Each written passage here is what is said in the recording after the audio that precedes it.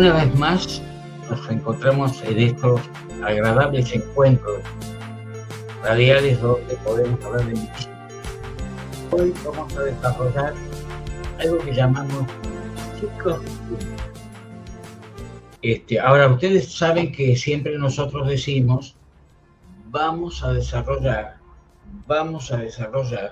temas aplicados a la vida cotidiana, porque si no, no hacemos otra cosa que quedarnos en una referencia muy buena o mala, pero hasta ahí, genérica. No, todo tiene su sentido. Y cuando hablamos de ciclos de vida, ¿a qué nos referimos? Todos sabemos que hay ciclos en todas las cosas. Se cumplen el ciclo diario, por ejemplo, del sol y la luna, el sol y la luna, el día y la noche, eso no cabe duda, y como eso podemos tener muchas cosas.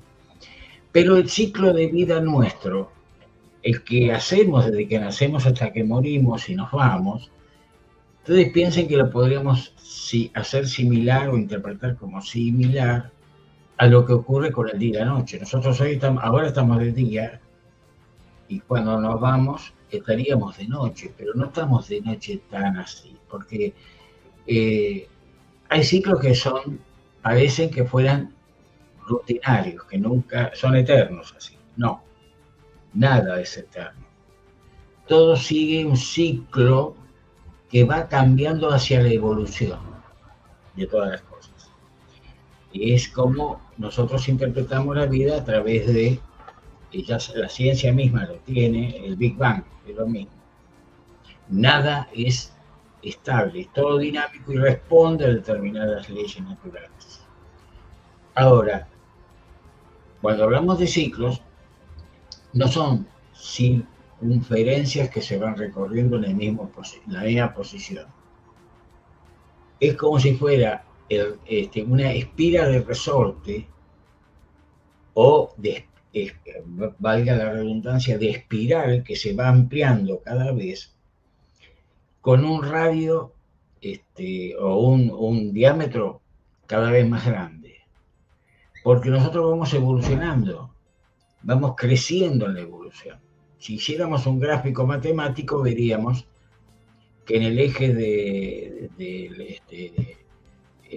X, digamos que sería el eje básico, se describe como una curva que va viniendo desde lejos, muy apegado al eje, y después va creciendo y se va yendo hacia el eje Z.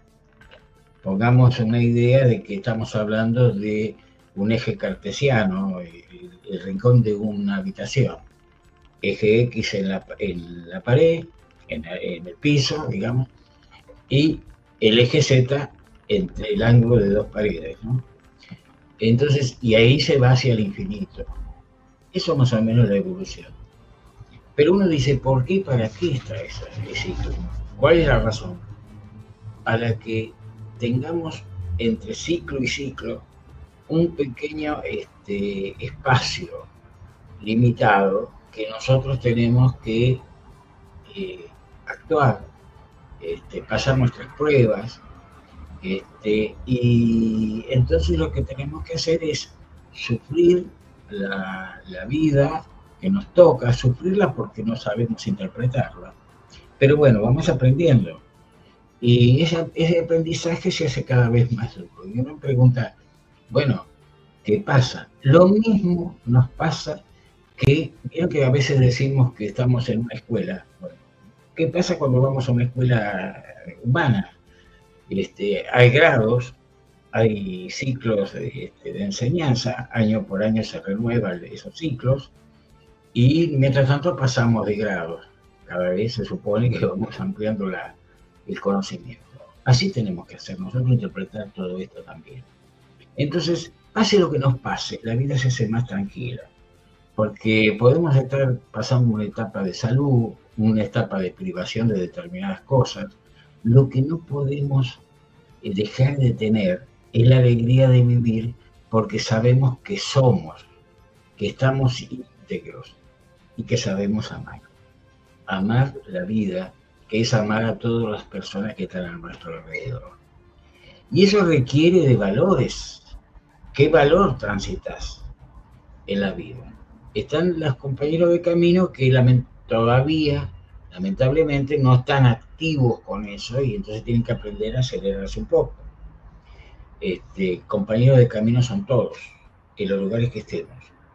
Pero las sociedades, grupalmente, tienen que tener normas, leyes, acercándose al interés común, al interés del pueblo, de la nación. Ustedes me dirán, sí, pero escúcheme, usted nos dice que el evolucionismo en la reencarnación se puede ir a cualquier parte, reencarnar en otro lugar. Sí, claro, pero si reencarnases acá, vos sos parte de esta nación. Y la nación es el conjunto de seres que estamos acá, con las etnias que podamos estar ingresando en el país, los intereses, las capacidades que tenemos en el país, toda la disponibilidad para poder progresar en el país y después, por supuesto, en el mundo también, porque todo es solidario. Lo que pasa es que lo tenemos que hacer bien y entonces hay algunos compañeros que con soberbia entienden que todo es para ellos y todo es libre para hacer lo que quieran. Bueno, las sociedades tenemos que poner un límite. ¿Y ese límite cómo lo ponemos? A través de normas jurídicas. Si ustedes me pueden decir, sí, pero acá hay mala presión, pensando lo que está pasando a lo mejor en el país. En el mundo también está pasando estas cosas. Y los sistemas donde hay democracia, ¿no?, que es el gobierno del pueblo, generan repúblicas que se controlan de determinadas maneras y donde hay un poder ejecutivo fuerte, crónico, podemos decir que hay una autocracia, porque es el poder ejecutivo que maneja todo. Donde está mal en un lado, en otros lo quieren hacer, porque les conviene. Bueno, entonces, eso por un lado.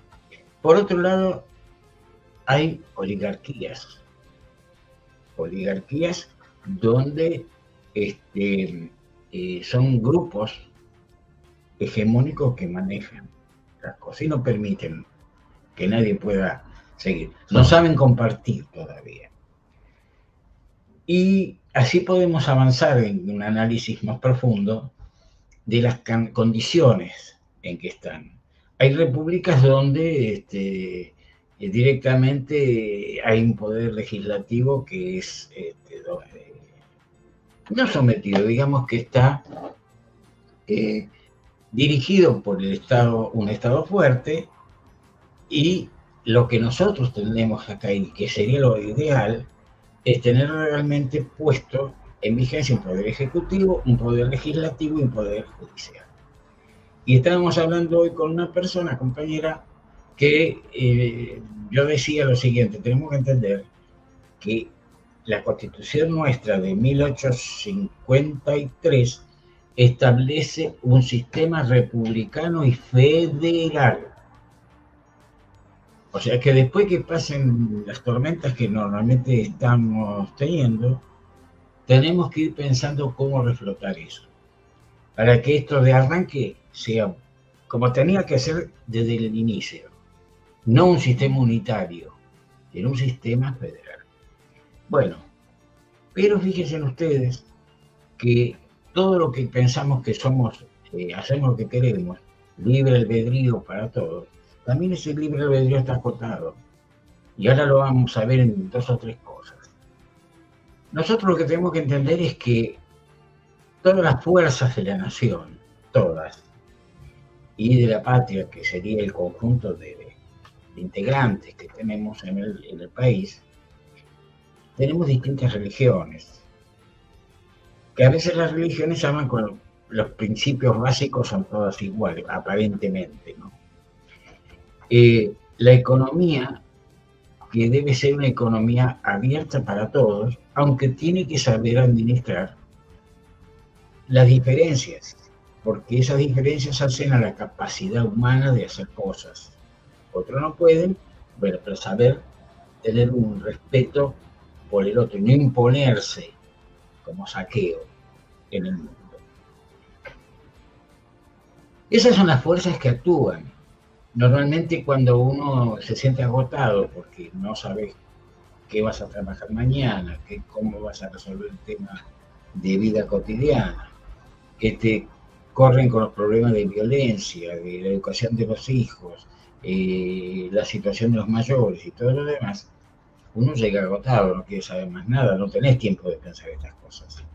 Pero lo tenemos que empezar a pensar en serio, no cuando hay elecciones. Ahora tenemos un sistema eleccionario. Hay que saber escuchar y discernir. Vieron que nosotros decimos que lo primero que tenemos que hacer, los seres, en los ciclos que estamos viviendo en el planeta, entender, analizar las cosas. Cuando uno analiza las cosas no se compran los discursos, las posiciones formales. Acá pasa algunas cosas, ya no hace falta hablar, pero en Europa, por ejemplo, el pueblo quiere hacer su rutina. Vivía bien porque crecieron después de la Segunda Guerra Mundial y no habíamos problema. Hasta que llegaron no los inmigrantes. Los primeros que llegaron fueron los políticos que están arriba, que obedecen una casta también allá, que obedece a otra casta que están en otros lugares. Entonces, eso hace que haya un saqueo y una violencia y justificación de guerras y guerras y guerras. ¿Y quiénes son los malos en esto? ¿Quiénes generan las guerras? Bueno, pareciera que en Europa están todos convencidos que de un solo lado es toda la maldad, hay que destruirlo. Bueno, ¿qué diálogo podemos hacer? Pero para darnos cuenta de eso tenemos que escuchar, entender, razonar y decir no. Porque la otra cosa que decimos es ¿qué me sirve a mí si Europa está allá lejos? No, te sirve porque todo está relacionado con todo. Hay un esquema de interrelación de fuerzas que nos vienen queriendo dominar el mundo. Y yo, por respeto a muchas creencias, no voy a avanzar mucho en esto, en este programa, pero hay que empezar a verlo a nivel mundial. Yo les recuerdo que cuando había elecciones, un amigo vos le preguntabas ¿a quién vas a votar? Y él te decía, al menos malo. Y es cierto, porque todos tenemos nuestras valencias y todos tenemos nuestro... Pero hay que buscar, porque la política en sí no es mala. El ser humano tiene cosas malas que tiene que corregir. Y donde actúa el ser humano, lleva consigo esas... Entonces tenemos en educación cosas malas, en la parte de seguridad cosas malas, en la parte de legislación cosas malas, judicial también cosas malas, economía cosas malas. El poder que genera no fija posición, no no tiene una línea de conducta pensando en el bien común, ¿no? El bien común de ellos, eso sí, se cuidan más o menos y nada más. Entonces tenemos que enseñarle a los que podamos todas estas cuestiones porque son buenas y el evolucionismo anímico tiene una aplicación en todas las cosas. La ciencia también tiene que desarrollar algo. Y hablando de ciencia, yo les voy a mostrar algo. Este pequeño librito, ¿lo ven? ¿Se ve? Bueno, ahí está. Este pequeño librito, fíjense en el logo. Este logo que hemos hecho tiene el planeta Tierra, tiene un microscopio y tiene un telescopio, ¿no? A ver qué marqué. Y bueno, al revés, pero no importa. ¿Por qué es esto? Porque se habla a la ciencia, pero también se habla a la humanidad toda. Todo lo que nosotros queramos hacer, lo tenemos que hacer en base a entender que todo está integrado. Todo está integrado. El avance lo tenemos que hacer en integración completa. Este librito se puede conseguir en librería, las librerías de Duncan, editorial Duncan. Y bueno, volviendo al tema de ahora, nosotros tenemos que entender que cuando vienen las elecciones, tenemos que saber discernir las cosas. Discernir las cosas es mirar el bien común. ¿Quién representa el bien común? No pedir, no esperar superar las cosas porque no hay ninguna persona que represente la perfección. Pero hay algunos que sí hacen cosas buenas y otros que no hacen cosas buenas en el bien común. Miran para otro lado. Entonces nosotros tenemos que saber diferenciar eso. Y a veces las religiones se pliegan para un lado. Y otras veces las religiones son los que se decían falsos profetas. Están en el mundo trabajando así.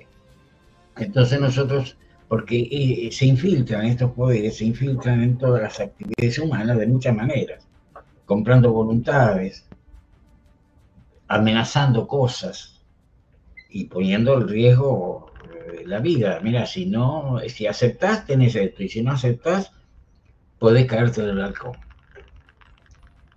Entonces, ¿cómo hacemos con eso? Tenemos que empezar a ver eso, decirlo de frente y hablarlo de frente, porque nos va el destino de todos, mejor o peor. Bueno, tenemos que hacer ese tipo de cosas para que nos vayamos viendo esto. Y acuérdense que la reencarnación nos ayuda a nosotros a entender que esto puede cambiar no solamente ahora, para las generaciones que vienen.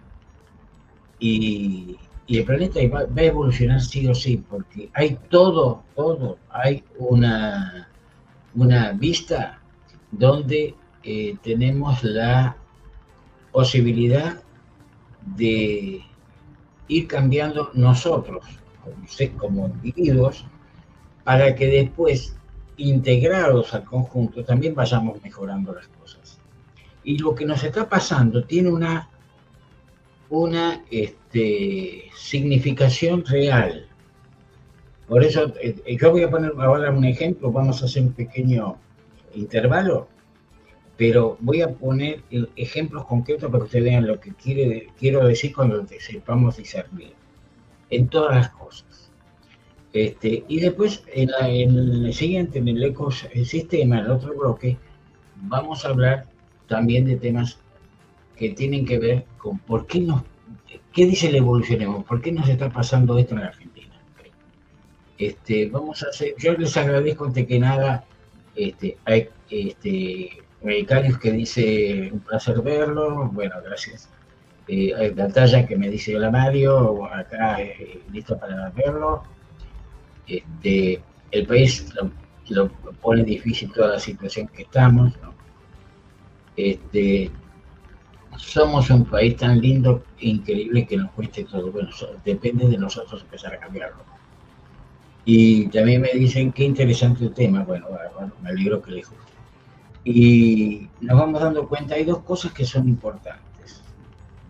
A veces las religiones suelen decirnos, nos hablan de la obediencia, digamos, que uno tiene que tener para aceptar las cosas de diferente modo.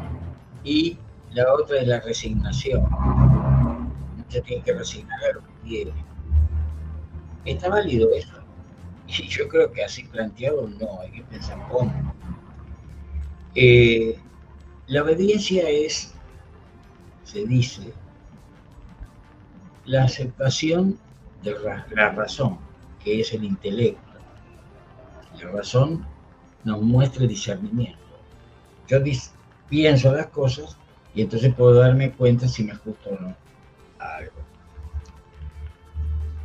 Ahí tenemos los jubilados cobrando en el Congreso. Acá tenemos en Europa las guerras, Ucrania sufriendo. Y nosotros también estamos sufriendo. como país. Bien si estamos paseando, ¿no? Porque gente en la calle, sin trabajo, gente que trabajó 50 años son considerados ñoquis. Bueno, cada uno, yo no digo, no estoy hablando de haciendo juicio de valores, estoy diciendo las cosas. Y la razón me dice obedezco, pero obedezco, no obedecer, no siempre es aceptar sometimiento, es otra cosa. Yo puedo obedecer porque no voy a ir a romper algo que sé que después genera más tensión y ayuda menos. Y lo otro es la resignación, que es la aceptación del corazón. Yo creo, estoy consensuado que debo ser así y ser humilde. Pero la humildad no es aceptar cualquier cosa. Entonces nosotros tenemos que buscar la forma de expresarnos y buscar esos derechos sin imposición, pero con fuerza. Con fuerza. A veces los dirigentes de turno también son sometidos, porque les dicen, mira, si te parece con esto, ya tenés tantos dólares o tantos bienes, y que no le interesan mucho todas estas cuestiones espirituales. Dicen, bueno, si no lo hago yo, lo hace otro. Bueno, deja que lo haga otro, vos no lo hagas. Pero como se ve la vida nada más, bueno, qué sé yo estoy bien ahora y ahí me voy a poner mejor, ya está. Porque encima le dicen, la oportunidad pasa una sola vez en la vida. Como diciendo, después, olvídate, nunca más te vamos a ofrecer nada. Bueno, está. Pero después cuando están, le dicen, tenés que seguir haciendo esto, porque si no lo haces, todo lo que tenés, me lo quedo de vuelta. ¿No lo ven? No se ve, es tan difícil de ver eso. Entonces, ¿qué ganaste? Nada. Nada. Te sometiste a algo que después quedas dependiendo de otro, con plata nada más. Podés hacer algún viajecito, curarte de alguna enfermedad. Son puntos de vista. Pero miren ustedes una cosa. Yo les decía algo que íbamos a hablar de ejemplo. A veces hablamos mal de las Fuerzas Armadas y a veces hablamos mal también de las fuerzas de seguridad. Las Fuerzas Armadas en la Argentina han sido muy patriotas muchas veces, de origen, de origen. Y eso es algo muy interesante porque nos tenemos que acordar de Mosconi, que fue un impulsor, y PF la fundó, no Mosconi, la fundó, bueno, en este momento no recuerdo quién, pero uno de los políticos más importantes, Grigorio. Creo que fue Grigorio, sí. Pero Mosconi fue a hacer patria y a desarrollarla, con la idea de tener un recurso estratégico para la Argentina, para la Confederación. Y tuvimos también a Sabio, el general Sabio, que fundó Altos Hornos, que no era fácil para ese momento, con la idea de tener acero. Eran los dos motores de crecimiento argentino. ¿Dónde están ahora? El tercer motor, cuando se desarrolló en energía atómica, tuvimos de todo acá para desarrollarnos potencialmente. ¿Dónde están? Entonces, cuando decimos de pensar, es esto. Y Gendarmería y Prefectura son fuerzas que están destinadas a cuidar fronteras y cuidarlas bien, con honor, porque hay una catástrofe, una inundación, Prefectura, Gendarmería, hay un terremoto, Gendarmería, hay que perseguir a alguien. Gendarmería se fundó para perseguir en Misiones a la banda del mate cocido, se decía. De mate cocido, era terrible. Asolaba pueblos enteros como el Far West. Y Gendarmería se armó para defender las fronteras y para resolver ese tema, que lo resolvió muy bien.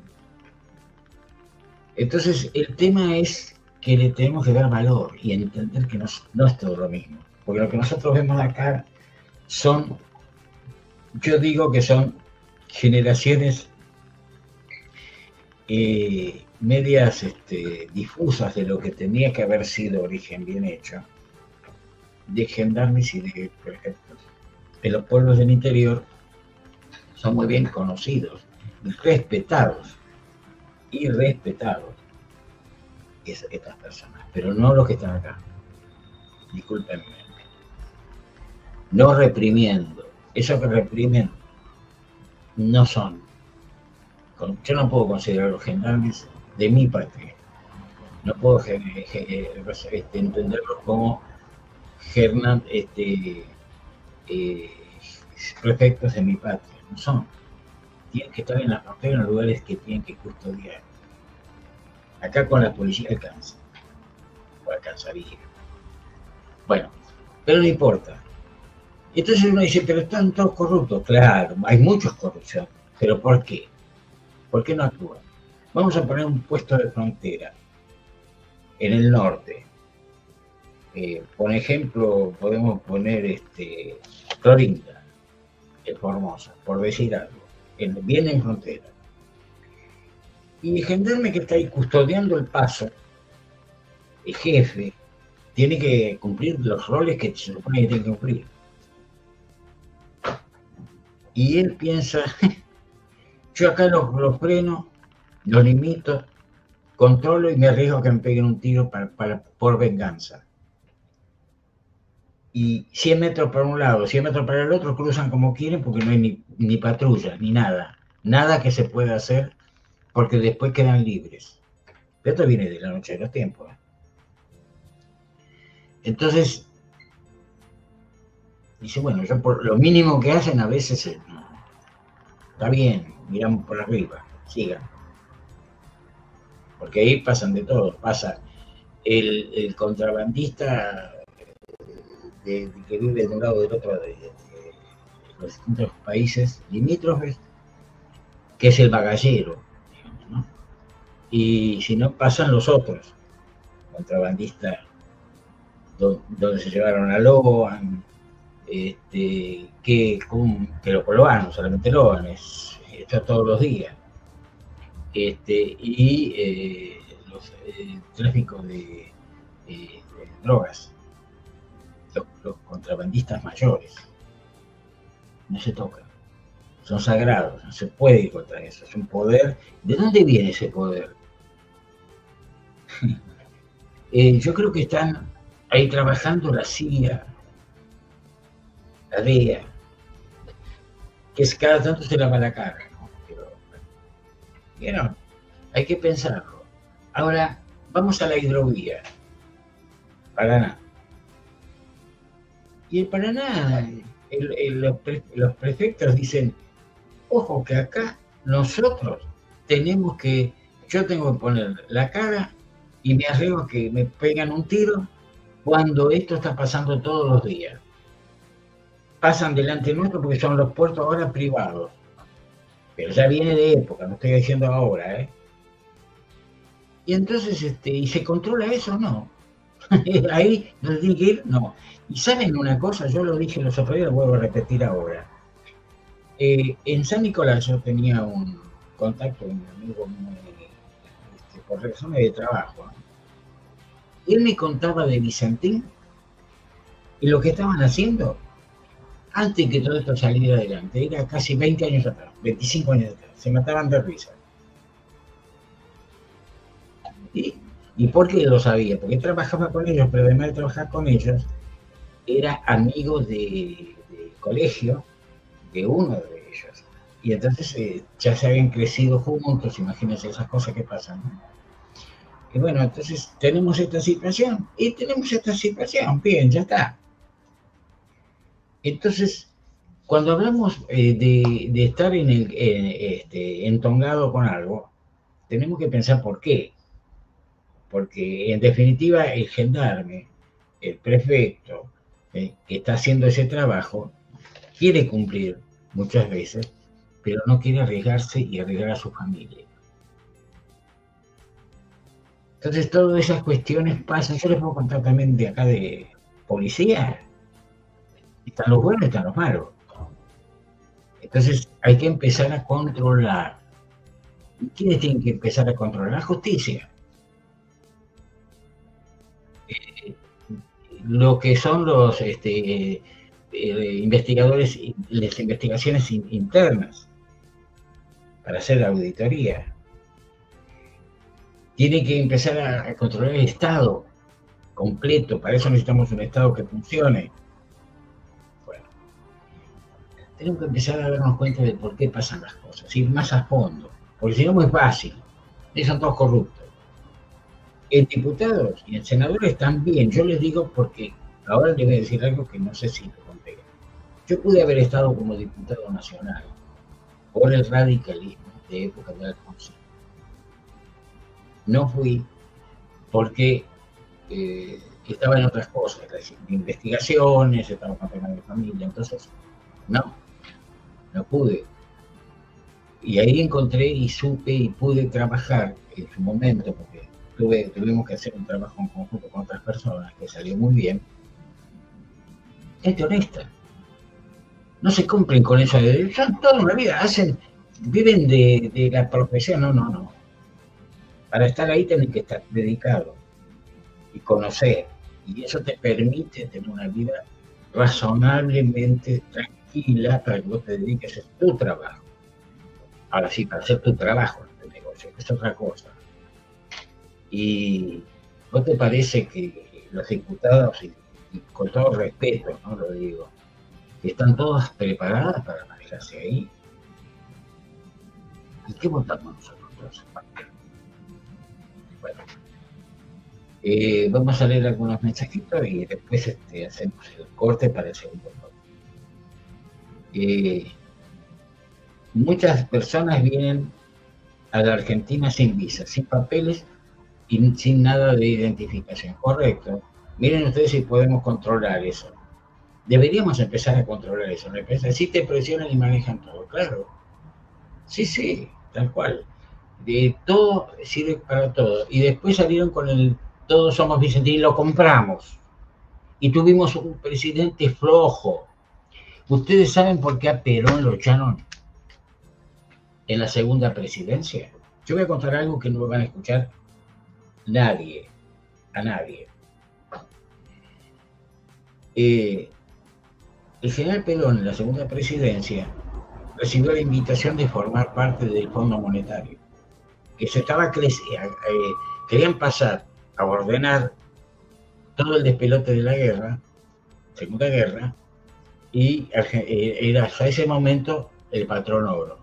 Nosotros teníamos todo el oro acá, porque se habían llevado granos y granos y granos. Bueno, solidariamente tratamos de que no pasara hambre el pueblo, ¿no? El mundo. Perón dijo, no, armen ustedes lo que tengan que armar, y nosotros vamos a ayudar, porque ella veía que esto servía para otras cosas. Bueno, sale Perón, 3 meses después Argentina ingresa al Fondo Monetario y el oro nuestro está en Estados Unidos. Tenemos que empezar a pensar, porque no se lo llevó una cantina, porque a veces te dicen, se lo llevaron en una cañonera. No, ¿qué cañonera? Estaríamos buscando debajo del río.